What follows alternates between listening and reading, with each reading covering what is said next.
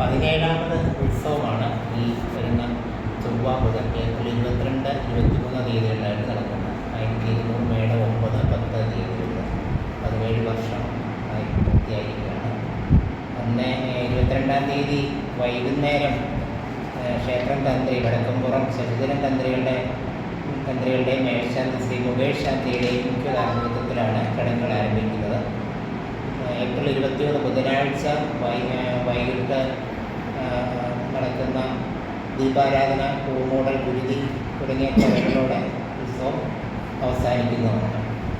പ്രധാന ചടങ്ങുകൾ ഒന്ന് ഞാൻ വിശദീകരിക്കാം. 22-ാം തീയതി ചൊവ്വാഴ്ച 7 മണിക്ക് ദീപാരാധന, ശേഷം പൂമൂടൽ ചടങ്ങ് ഉണ്ട്. അന്നേ ദിവസം ഈ 2 ചടങ്ങുകളാണ് ഉണ്ടാകുന്നത്.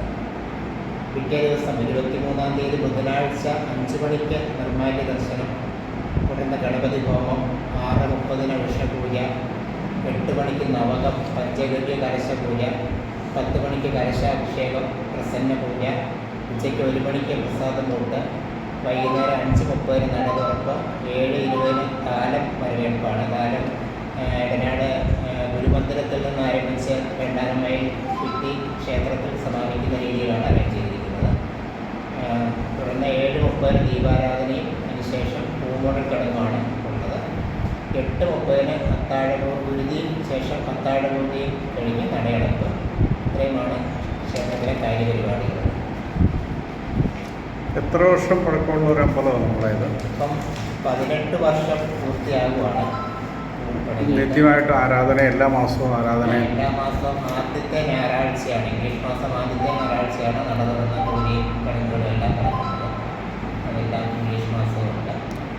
പക്ഷേ ഈ ഗുരുമന്ദിരത്തിൻ്റെ അവിടുന്ന് നമ്മുടെ അമ്പലത്തിലേക്കുള്ള ദീപാരാധന റാലിയുണ്ട്. അത് ഈ പ്രാവശ്യം പുതുതായിട്ട് വെക്കുന്നതാണ്? അല്ല, അതിപ്പം ഒരു 10 വർഷത്തോളമായിട്ട് കൊണ്ടുവരുന്ന ചടങ്ങാണല്ലേ?